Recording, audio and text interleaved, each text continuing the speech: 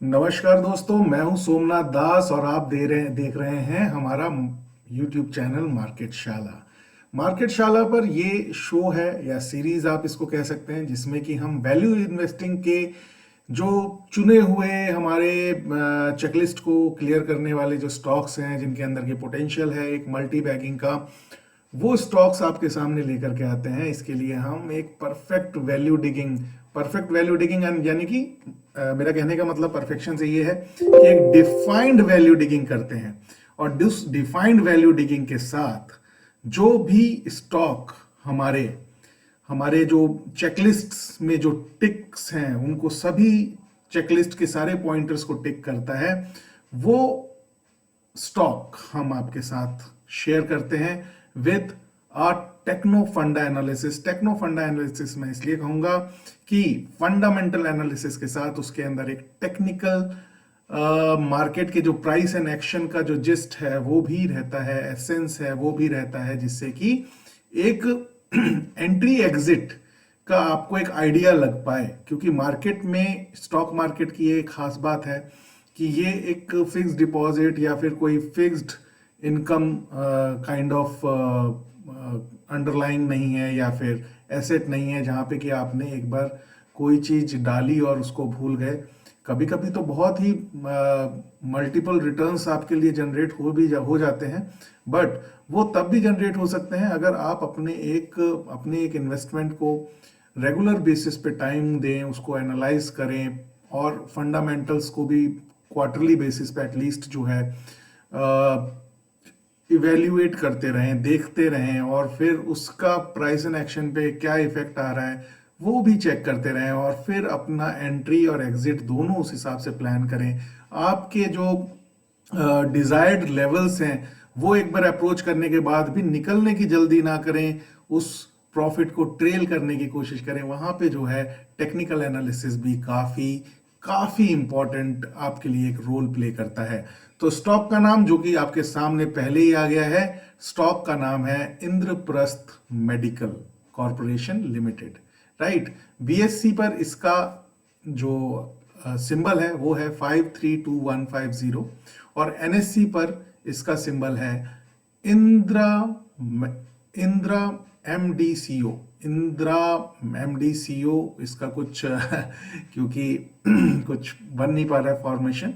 इंद्रा ठीक है, एमडीसीओ is I think Indraprastha medical corporation को मिला करके ये इंद्रा एमडीसीओ बनाया गया है, राइट। इसकी वेबसाइट है delhi.apollohhospitals.com। बहुत ही जाना पहचाना एक नाम आपको यहाँ पे अभी दिखाई दे रहा होगा, अपोलो हॉस्पिटल्स। इसके बारे में हम बात करेंगे। वेबसाइट का जो कॉम्बिनेशन है वो ही आपको दिखा रहा है कि लेगेसी या फिर जो एक बैकअप इंडस्ट्री या इंडस्ट्री जो इसको बैक कर रही है, या जो कंपनी एक लेगेसी इसको बैक कर रही है, वो हेल्थ केयर इंडस्ट्री का कितना बड़ा एक प्लेयर है, वो इसके वेबसाइट से ही आपके सामने निकल के आ रहा है। इसका करंट मार्केट प्राइस इस स्टॉक का भी चल रहा है 173। Sector I already mention, health care segment से है ये। इस कंपनी के बारे में जो आप कह सकते हैं वो ये है कि ये 1988 में एक जॉइंट वेंचर के रूप में अपोलो हॉस्पिटल्स एंटरप्राइज लिमिटेड और दिल्ली गवर्नमेंट का जो इंद्रप्रस्थ मेडिकल कॉरपोरेशन लिमिटेड है, वो उसका एक जॉइंट वेंचर के रूप में जो है ये एक एक एक, एक कंपनी क्रिएट हुई, और ये सुपर स्पेशलिटी टेरिटरी के अंदर हेल्थ केयर को केटर करती है। न्यू दिल्ली यानी कि हमारे कैपिटल में, कंट्री का जो कैपिटल है न्यू दिल्ली, वहां पर इसका एग्जिस्टेंस है, और एक नीश सेगमेंट को ये कैटर करते हैं। और इनके साथ जो जॉइंट वेंचर है, ध्यान से सुनिएगा, Apollo hospitals. This is one of the many reasons, many important reasons, one of the many important reasons of taking this stock into the value digging or value investing call of market shala is that कि इसके पीछे जो company है जो इसको back करती है, जिनके साथ इनका जॉइंट वेंचर है, that is Apollo hospitals, right. आइए चलते हैं नेक्स्ट स्लाइड पे। नेक्स्ट स्लाइड पे जो इंपॉर्टेंट रेशियोज हैं वो क्या कह रहे हैं, हमारी कोशिश जो होती है वैल्यू डिगिंग के अंदर वो ये होती है कि एक छोटे साइज की कंपनी जो फंडामेंटली अच्छा कर रही हो, जिसका कि बैकअप अच्छा हो, मतलब स्ट्रॉन्ग बैकअप के साथ उसका एग्जिस्टेंस हो, बिजनेस जो प्रोफाइल है उसका ऐसा हो जिसकी की ग्रोथ हम देख पाते हो हमारे कंट्री के पॉपुलेशन के हिसाब से, इकोनॉमी के हिसाब से, ठीक है। तो सबसे पहले जो मार्केट कैप है वो आप देख सकते हैं 1587 CR। इट इज बहुत ही एक kind of you can say कि एक इनिशियल स्टेज पे जहाँ पे कि इस कंपनी का मार्केट कैप इतना हैवी नहीं है कि इसको मूवमेंट देने में, मूव करने में मुश्किलात महसूस करे ये स्टॉक, ऐसा नहीं होगा क्योंकि market cap is very light, right. Stock का पी जो है वो चल रहा है 14.1 यानी कि 14.1, जो कि इंडस्ट्री पीई के कंपैरिजन में is very low. Industry PE of जिस सेगमेंट को ये कंपनी बिलोंग करती है, इंडस्ट्री पीई इज 44 और स्टॉक का पीई कितना है 14.1। Return on equity very important is 24.6, decent and growth oriented जो है रिटर्न ऑन इक्विटी हम यहां पे देख पा रहे हैं, तो this is good. PEG ratio, price earning growth जो है less than 1.44, very good.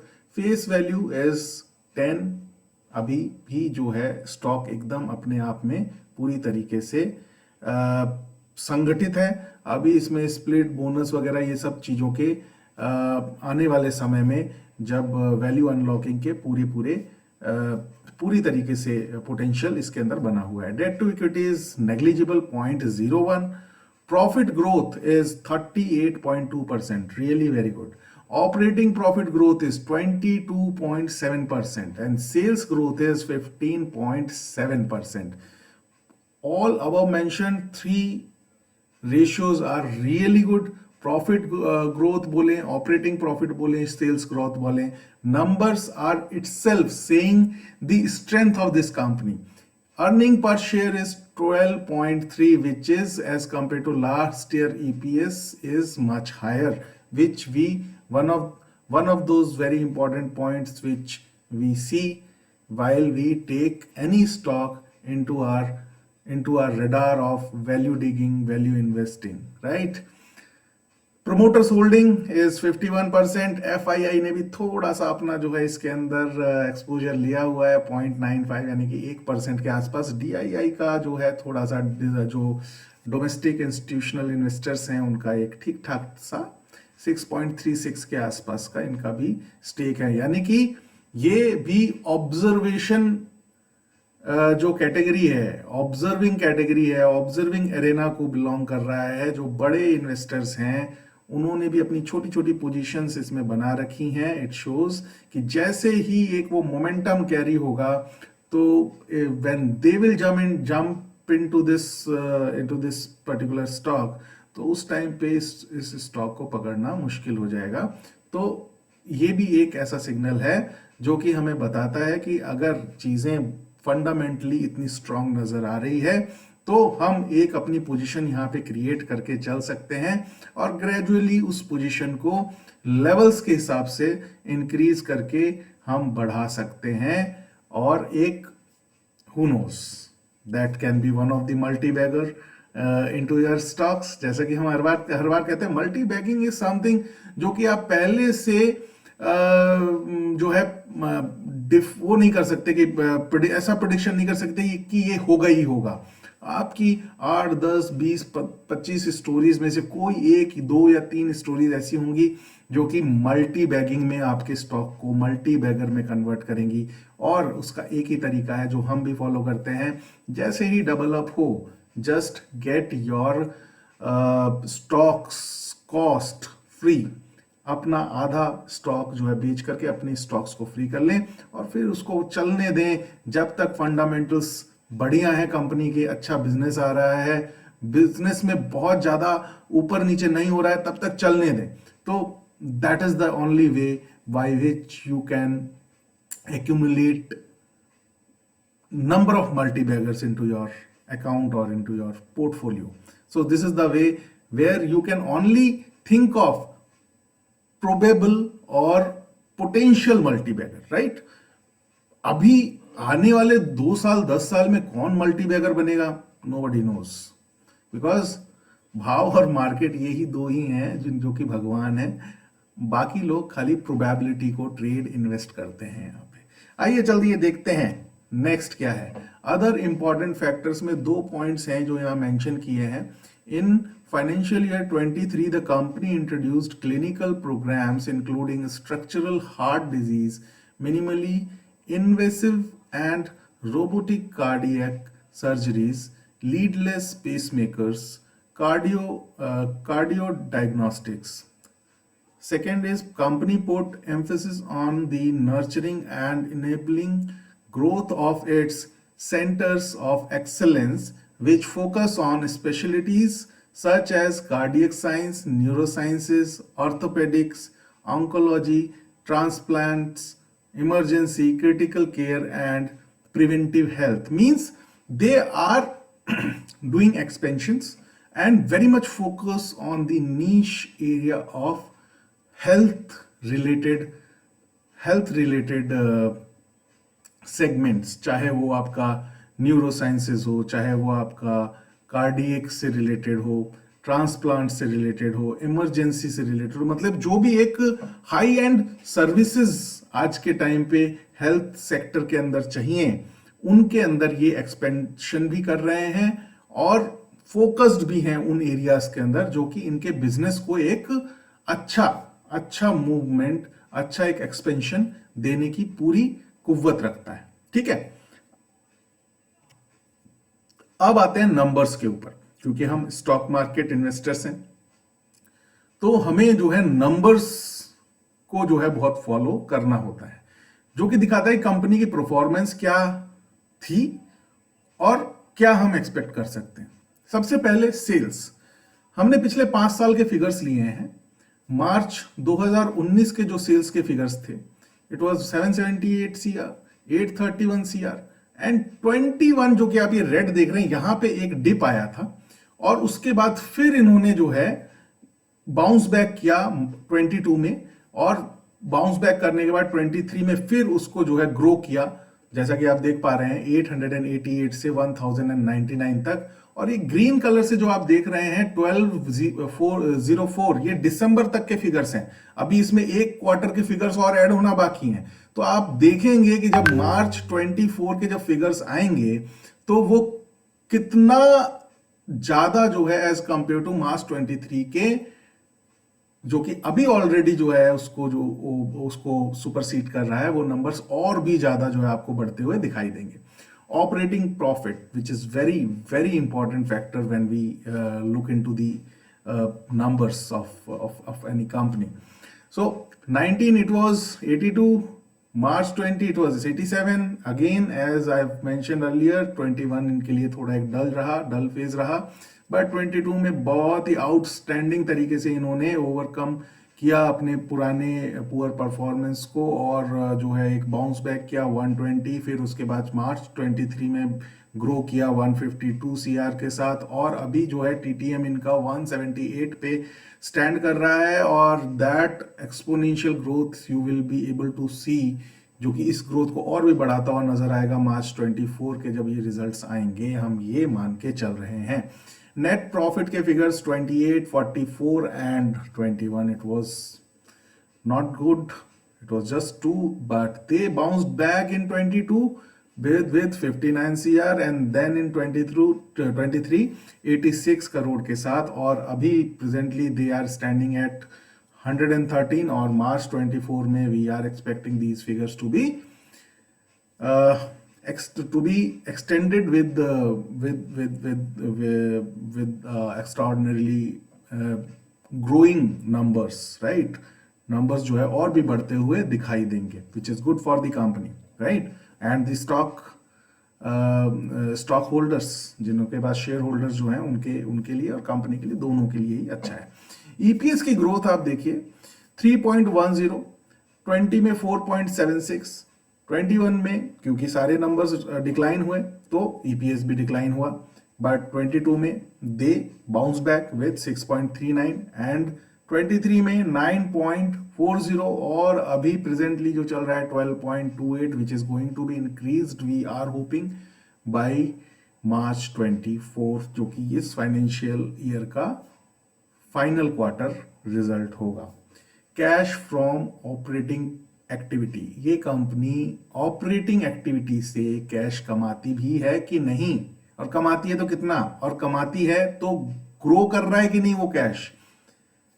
2019 it was 75 CR, 2020 it was 86 CR, 2021 yes it was less 27 CR, but bounced back in 2022 it was 94 CR and in March 23 it was 144 CR।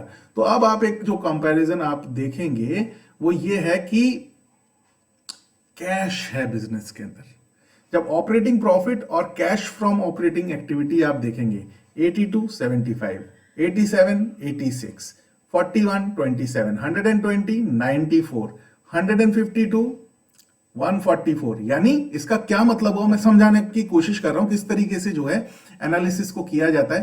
Cash में जो company business को run कर रही है, जिसके पास cash आ रहा है, वो एक स्ट्रॉन्ग पॉइंट है किसी भी कंपनी का। ऑपरेटिंग प्रॉफिट और कैश फ्रॉम ऑपरेटिंग एक्टिविटीज में डिफरेंस अगर कम है, इसका मतलब ज्यादातर जो बिजनेस है वो कैश ओरिएंटेड है, कंपनी के गल्ले में पैसा आ रहा है, और पैसा आ रहा है तो वो उससे वो एक्सपेंशन भी कर पाएंगे, अपने जो है अपने रनिंग एक्सपेंसेस के लिए उनको जो है कंपनी प्रॉफिट में है तो उनको जो है जाकर के कहीं से लोन नहीं लेना है। तो ये जरूर कंपैरिजन जब हम फंडामेंटल एनालिसिस करते हैं तो हमें देखना चाहिए क्या कंपनी का जो बिजनेस है वो कैश ओरिएंटेड है कि नहीं। अगर है तो ये सोने पे सुहागा है, क्योंकि ये एक बहुत ही स्ट्रॉन्ग पॉइंट माना जाता है। आइए देखते हैं आगे क्या टेक्निकल चार्ट सेज। तो अब हम उस फेज में आ गए जहां पे कि हम इसको फंडामेंटल्स को टेक्निकल्स के साथ मैच करेंगे। आपके सामने ये वीकली चार्ट आ रहा है। वीकली चार्ट में अभी जो करंट मार्केट प्राइस है इस शेयर का, वो हमने बताया 173.10 है, ठीक है। और इसका जो एक्यूमुलेशन जोन जो बना हुआ है वो है 155 से लेकर के 224 के बीच में। जब तक है तब तक इसको एक्यूमुलेट करना है, और जहां से इसने गैप अप करके एक जंप दिया था एक अच्छे वॉल्यूम के साथ, वहां पे हम इसका जो है स्टॉप लॉस, क्योंकि मार्केट में देखिए चाहे लॉन्ग टर्म इन्वेस्टिंग हो, चाहे शॉर्ट टर्म इन्वेस्टिंग हो, चाहे इंट्राडे ट्रेडिंग हो, चाहे पोजिशनल ट्रेड हो, आपको ये जरूर पता होना चाहिए अपना पोजीशन लेने से पहले कि बाहर निकलने का रास्ता कहाँ है। अगर वो नहीं पता होगा तो फिर जो है बड़ी मुश्किल हो जाएगी, because this is stock market. तो एंड ऑफ द डे जब सारे, अब जैसे लॉन्ग टर्म इन्वेस्टिंग है तो इसमें हो सकता है किसी किसी केस में कि हर कुछ ऐसा जो है ब्लैक स्वॉन इवेंट आ जाए जहां पे कि कंपनी की परफॉर्मेंस हो या फिर कुछ ऐसा हो कि आपको वहां से ये डिसीजन लेना ही लेना है कि अब यार निकलो यहां से। तो वो पहला जो है आपका सबसे पहला, जब भी कोई पोजीशन आप ले रहे हैं तो आपको एग्जिट पता होना चाहिए।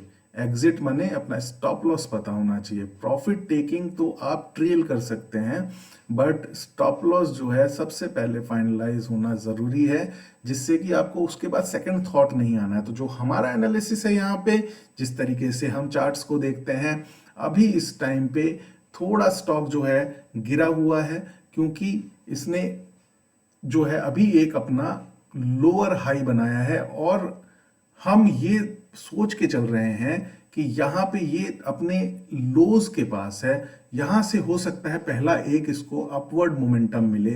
अगर यहां से अपवर्ड मोमेंटम मिलता है तो 224 के बाद ऊपर जाते ही इसके पास एक न्यू ब्लू स्काई जोन तैयार हो जाएगा, जहां से कि फिर हम इसका एक मोमेंटम जो है एक्सपेक्ट करेंगे। लेकिन अगर यहाँ पे नहीं भी रुकता है तो ये एक ऐसी जगह है जहां पे हाई से ये जो है काफी ज्यादा नीचे आ गया है।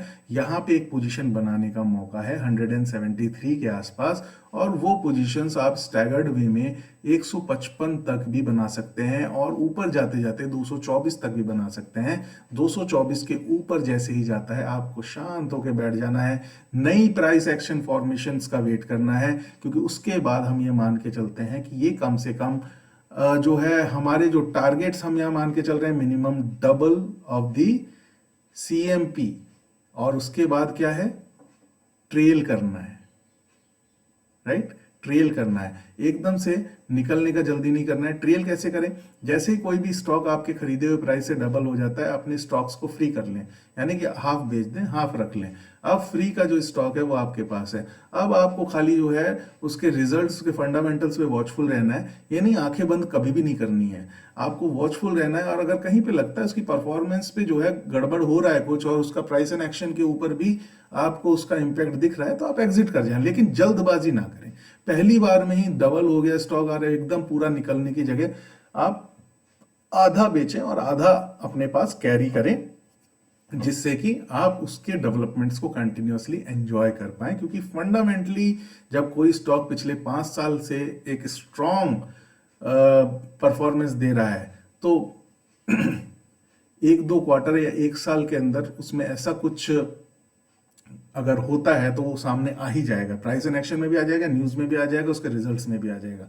क्वार्टरली रिजल्ट्स जो है उसके आप वॉचफुल रहें और अकॉर्डिंगली अपने प्रॉफिट्स को ट्रेल करते चले जाएं। एक बार वो अगर डबल हो जाता है तब उसके बाद, राइट। तो मल्टीबैगर्स इस तरीके से क्रिएट होते हैं, किसी को नहीं पता होता है कि कौन सा स्टॉक आपके लिए आगे जाकर के मल्टीबैगिंग करेगा या मल्टीबैगर साबित होगा, ठीक है। स्टॉप लॉस यहाँ पे हमने जो मेंशन किया है वो मेंशन किया है 136, ठीक है। यहां पे अगर वीकली क्लोज 136 या उसके नीचे मिलता है तो एकदम आंख बंद करके निकल जाना है। हम ये मान के चलते हैं और हमारा जो एक्सपीरियंस रहा है पुराने हमारे value digging and value investing के जो स्टॉक्स हैं, जब आप उनको देखेंगे तो आप पाएंगे बहुत बार ऐसा हुआ है कि उन लेवल्स पे आकर के स्टॉक ने फिर जो है ऊपर का मोमेंटम शुरू कर दिया है दिखाना, और अगर उस लेवल को टच करते ही अगर आप निकल गए होते तो फिर आपके हाथ में कुछ भी नहीं रहता, आप एक लॉस बुक करके निकल जाते। इसलिए मैं बार बार कह रहा हूं क्योंकि वीकली चार्ट को हम जो है यहाँ पे एनालाइज कर रहे हैं, तो वीकली बेसिस पे अगर 136 या उसके नीचे बंद होता है ये स्टॉक तभी जो है एग्जिट करना है। अदरवाइज जो है इसको जो है इसमें आपको बने रहना है। एक्यूमुलेशन जोन मैंने फिर दोबारा रिपीट करता हूं, लिखा भी हुआ है 155 से 224 तक के बीच में, जब जब जहां जहां आपके पास एलोकेशन का मौका मिलता है आप अपने फंड्स को एलोकेट करते चले जाएं। 224 के बाद नया प्राइस फॉर्मेशन जब तैयार होगा फिर उसके बाद हम जो है सोच सकते हैं कि अगर कुछ और पैसा भी अगर हमें इसमें डिप्लॉय करना, अपने फंड्स को डिप्लॉय करना हम चाहते हैं तो उसके बाद एक प्राइस फॉर्मेशन को क्रिएट होने देना पड़ेगा। मीनवाइल फिर आप जो है आराम से अपनी पोजीशन को एंजॉय कर सकते हैं जब तक कि वो डबल नहीं हो जाती। फिर उसके बाद अपने प्रॉफिट बुकिंग के पैटर्न्स को आपको अपने आप से डिसाइड करना है। एंड सेकेंडली मैं इस चीज़ को जब डिस्कस कर रहा हूं तो बता दूं that we are not SEBI registered and advisors, right. So ये एक एजुकेशनल पर्पस से वीडियो है जो हम आपके लिए लेके आते हैं, जिससे कि आप खुद फंडामेंटल एंड टेक्निकल एनालिसिस कर पाएं। आप अगर कोई भी पोजीशन अपनी बनाते हैं इस पर्टिकुलर स्टॉक के अंदर तो आप अपना खुद का कॉल लें या फिर अपने फाइनेंशियल एडवाइजर से सलाह करें। इस वीडियो को एजुकेशनल पर्पस से देखें और इसी तरीके से जो है दूसरे स्टॉक्स को निकालने की कोशिश करें। आई होप आपको यह समझ में आया होगा टेक्निकल एनालिसिस इस स्टॉक का। इस बार से हमने शुरू किया है ये नया स्लाइड आपके लिए। हम यहाँ पे YouTube के अंदर अपनी मार्केट शाला का जो हमने चैनल स्टार्ट किया था, हम इस मार्केट में हालांकि पिछले 19 साल से हैं, लेकिन हमने 12 फरवरी 2023 से जो हमने अपने आइडियाज शेयरिंग शुरू की हैं उनकी परफॉर्मेंस शीट क्या कहती है, उससे हमारा और आपका दोनों का प्रोत्साहन होता है। इसलिए ये शीट हमने तैयार करी है। टाइम टू टाइम हम इसे अपने ट्विटर हैंडल्स वगैरह के ऊपर भी डालते रहते हैं, जहाँ पे कि मेंशन होता है कब कौन सा कॉल हमने शेयर किया हमारे फॉलोअर्स के साथ और उसमें स्टॉप लॉस था टारगेट क्या था, करंट मार्केट प्राइस जहाँ पे बाइंग हमने जो है सजेस्ट करी थी वो क्या था, और उस हिसाब से जो है उसका क्या एंड रिजल्ट निकला, वो एकदम डिटेल्ड जो है शीट होती है, जिसमें लास्ट अभी तो क्योंकि नंबर ऑफ आइडियाज 24 हैं, तो एट अ सिंगल शीट वो सारे आइडियाज आ जाते हैं। धीरे धीरे आइडियाज जैसे जैसे बढ़ेंगे वैसे वैसे जो है वो शीट जो है लेटेस्ट 20 आइडियाज को लेकर के हम शेयर करते ही रहते हैं। लेकिन यहाँ पे एक समरी हम आपके लिए लाए हैं 12 फरवरी 2023, यानी कि अभी हम बैठे हुए हैं मार्च 2024, लगभग लगभग एक साल के थोड़ा सा ऊपर हम अभी गए हैं। 13 महीने के अंदर हमारा जो रिटर्न परसेंटेज है, जो रिटर्न जो है जो जनरेट हुआ है हमारे आइडियाज के ऊपर, वो हुआ है 223% टिल डेट, यानी कि 100 रुपए के 323 रुपए बन गए होंगे लोगों के, अगर उन्होंने अपना जो है ड्यू डिलीजेंस ऐड करके जो है कोई कॉल लिया होगा तो। और कॉल सक्सेस रेट क्या है? Call success rate is 71% my dear friends. हमारा जो मिनिमम टारगेट होता है वो ये मान के हम चलते हैं कि 1:2 से नीचे का रिस्क एंड रिवॉर्ड रेशो हम फॉलो नहीं करते हैं, और 1:2 का रिस्क एंड रिवॉर्ड के साथ जब आप ट्रेड और इन्वेस्ट करते हैं तो आपको प्रॉफिट में रहने के लिए सिर्फ 40% का सक्सेस रेट चाहिए होता है। मैं आपको फिर समझा देता हूं। 40% का मतलब अगर आपने 10 ट्रेडें ली हैं तो 10 में से 4 ट्रेड में आपको सफल होना होता है। 6 ट्रेड अगर आपके एंटी जाती है और आप स्टॉप लॉस पे निकल जाते हैं तो भी आप प्रॉफिट में बने रहते हैं। हमारा कॉल सक्सेस रेट अभी तक 71% है, and I hope it is a very very healthy rate of success. ये 60 भी जा सकता है, आने वाले टाइम में 50 भी जा सकता है, हमें कोई दिक्कत नहीं है, क्योंकि 50 to 60 के बीच में एक एक्सपर्टीज के साथ जैसे जैसे आपका मार्केट में एक्सपीरियंस बढ़ता है, 50 से 60 के बीच में आपका जो है सक्सेस रेट होना जरूरी है। अगर उससे बेहतर है तो it is really really good, right. And number of ideas, right, number of ideas share till date is 24। अभी तक जो है ये जो आइडिया आज हमने शेयर किया ये 25वां आइडिया है। अभी तक जो नंबर ऑफ आइडिया शेयर किए गए हैं 24 नंबर ऑफ आइडिया शेयर हुए हैं, और उसका ये रिपोर्ट कार्ड है दोस्तों। आई होप आप इस सीरीज को पसंद कर रहे होंगे और सीख रहे होंगे, क्योंकि सीखते रहेंगे तो बढ़ते रहेंगे। ऑलवेज वी से do invest, do trade and seek financial freedom with market शाला। जुड़े रहिए हमारे साथ। हमारे ट्विटर हैंडल पे अपडेट्स बहुत फ्रीक्वेंट आते हैं, और यूट्यूब चैनल पे तो आप हमारे इस शो को देख ही रहे हैं। जुड़े रहिए, साथ में सीखते रहेंगे, बढ़ते रहेंगे, और फाइनेंशियल फ्रीडम दूर नहीं है दोस्तों। सिर्फ फॉलो करना है अपने सिस्टम को, डिसिप्लिन को, रिस्क रिवॉर्ड रेशो को एंड मनी मैनेजमेंट को। ये 4 चीजें आपने सीख ली तो और कुछ नहीं चाहिए। चीजें बहुत सिंपल हैं, हम उनको डिफिकल्ट बनाते हैं कॉम्प्लिकेट करके। कॉम्प्लिकेटेड तरीके से चीजों को नहीं देखना है, आसान तरीके से देखना है, और आसान तरीके से जो इजी अप्रोच है वही आगे जाकर के सफल होती है। Thank you so much for your valuable time. दोबारा मिलेंगे, जुड़े रहिए मार्केट शाला के साथ। Bye bye.